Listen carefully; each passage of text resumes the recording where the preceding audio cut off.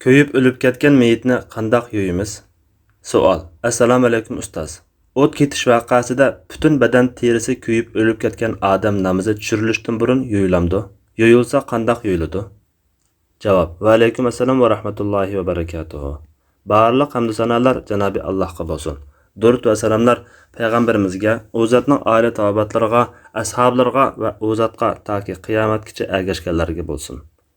Nahaq kuyib ölgen musulmonlar umuman shahid deb qaraladigan bo'lib, kuyib ölgenlarni yuyib tarashda ikkiga ayirib muomala qilamiz. Birinchi, Alloh yo'lidagi urushda jangda kuyib o'ldirilgan shahidlar.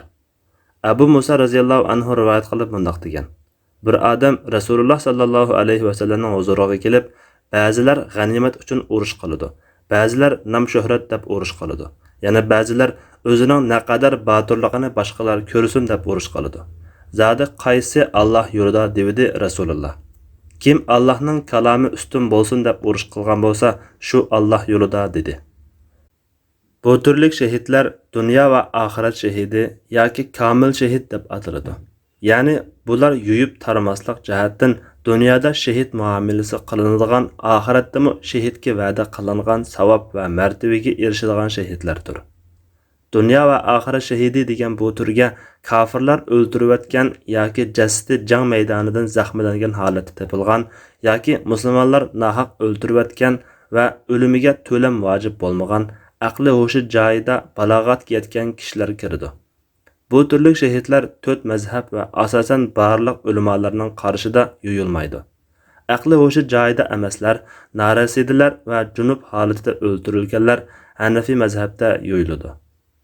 Zulmga uchrab o'ldirilganlarning dunyo va oxirat shahidi doirasiga kirdiganligini bu hadislar ko'rsatadi. Qandaq bir musulmon biror zulmga uchrab zalimlar bilan urushib o'ldirildigan cho'qim shahid ketadi. Kimki zulmdan o'zini qo'g'dab o'ldirilsa shahiddir. Bu turli shahidlarning yuyilmaydiganligining dalili Rasululloh sallallohu alayhi va sallamning mono hadisidir.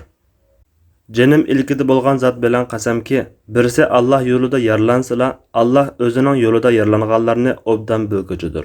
U qiyomat kuni cho'qim uningdagi rang, qonning rangi, puroq ihbarning puruqi bo'lgan holatda keladi. Yana bir hadisda Jabir ibn Abdullah radhiyallohu anhuma mundaq degan: Rasululloh sallallohu alayhi va sallam Uhud g'azotida shahid bo'lgan har ikki kishini bir raqatga yo'gab, andan ularning qaysi Qur'onni ko'p biladi deb so'raydi.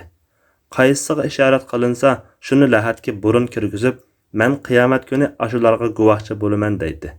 Rasululloh ularni qonlari bilan dafn qilishga buyurdi.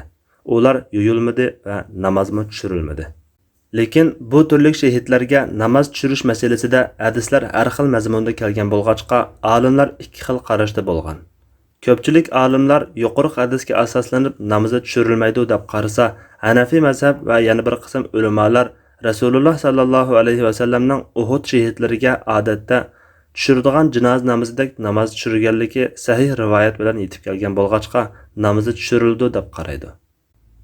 Agar riyo yoki dunyoni ko'zlab jihodga qatnashib yoki jihoddan qochib o'tib yoki g'animatdan o'g'irlab o'tib o'ldirilgan bo'lsa, bular Alloh yo'lida o'ldirilgan bo'lmag'achqa, ba'zi olimlar buni dunyo shahidi deb ataydi. Ya'ni dunyoda dafn ishlarida haqiqiy shahidga o'xshash muomala qilinadi-yu, oxiratda niyatiga qarab jazo beriladi. Ikkinchi, biror hodisa yoki o't vaqasida kuyib o'lganlar. Yuqorqi xos ma'nodagi shahiddan boshqa yana bir qancha turli shahidlar bo'lib, bular oxirat shahidi deb ataladi. Ya'ni dunyoda dafn ishlarida odatdagi kishilardek muomala qilinadi-yu, oxiratda haqiqiy shahidlar qatorida ajr beriladi. Bularni ba'zi olimlar 7 turlik desa, yana ba'zi olimlar 20 turlik degan. Odatdagi o't ofatlarda o'lgan kishimi mushu turga kiradi. Jabir ibn Atik radhiyallohu anhu Rasululloh sallallohu alayhi va sallamdan rivoyat qiladi-ki, Alloh yo'lida urushib shahid bo'lganlardan boshqa yana mundaq 7 turlik shahid bor. Vaba keslida o'lgan kishi shahiddir. G'arq bo'lgan kishi shahiddir. Ko'krak parda yallog'i bilan o'lib qolgan kishi shahiddir. Qo'rsoq og'riqida o'lgan kishi shahiddir. O't ofatida o'lgan kishi shahiddir. Tam besib o'lgan kishi shahiddir. Tug'utida bolasi bilan o'lib ketgan ayol shahiddir. Bu turli kishilarga qiyin o'lim sabablik Alloh taolo o'z fazli marhamatini ato qilib shahidlik martabasini bergan.